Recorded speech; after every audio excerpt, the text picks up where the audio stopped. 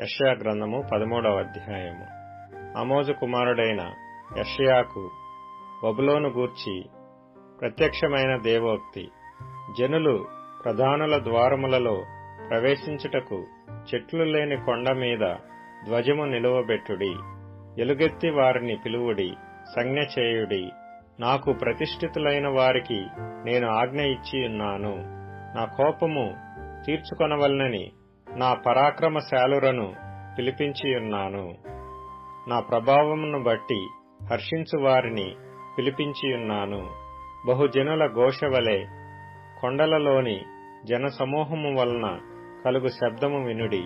కూడుకొను రాజ్యముల జనములు చేయు అల్లరి శబ్దము వినుడి. సైన్యములకధిపతియగు యెహోవా యుద్ధమునకై తన సేనను వ్యూహ క్రమముగా ఏర్పరచుచున్నాడు.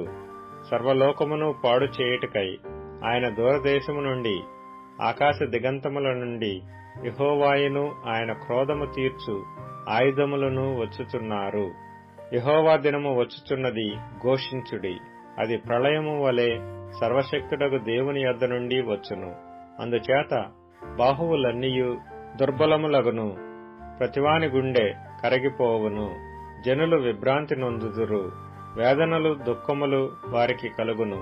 ప్రసవ వేదన పడు దాని వలె వారు వేదన పడెదరు. ఒకరినొకరు తేరిచూతురు, వారి ముఖములు జ్వాలల వలె ఎర్రబారును. యెహోవా దినము వచ్చుచున్నది, దేశమును పాడు చేయుటకును, పాపులను బొత్తిగా దానిలో నుండకుండా నశింపజేయుటకును, క్రూరమైన ఉగ్రతతోనూ ప్రచండమైన కోపముతోనూ అది వచ్చును. ఆకాశ నక్షత్రములను నక్షత్ర రాసులను తమ వెలుగు ప్రకాశింపనియ్యవు. ఉదయకాలంన సూర్యుని చీకటి కమ్మును, చంద్రుడు ప్రకాశింపడు. లోకుల చెడుతనమును బట్టియు దుష్టుల దోషమును బట్టియు నేను వారిని శిక్షింపబోవుచున్నాను. అహంకారుల అతిశయమును మాన్పించెదను, బలాత్కారుల గర్వమును అణచివేసెదను.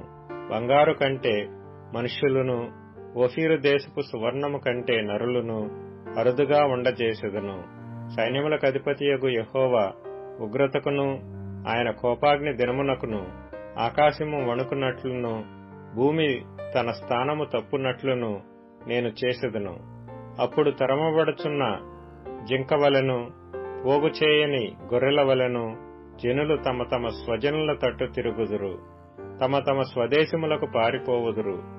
పట్టబడిన ప్రతివాడును కత్తివాత కూలును, తరిమి పట్టబడిన ప్రతివాడును కత్తివాత కూలును. వారు చూచుచుండగా వారి పసిపిల్లలు నలుగగొట్టబడుదురు, వారి ఇండ్లు దోచుకొనబడును, వారి భార్యలు చెరుపబడుదురు. వారి మీద పడుటకు నేను మాదీయులను రేపెదను. వీరు వెండిని లక్ష్యము చేయరు, సువర్ణము కూడా వారికి రమ్యమైనది కాదు.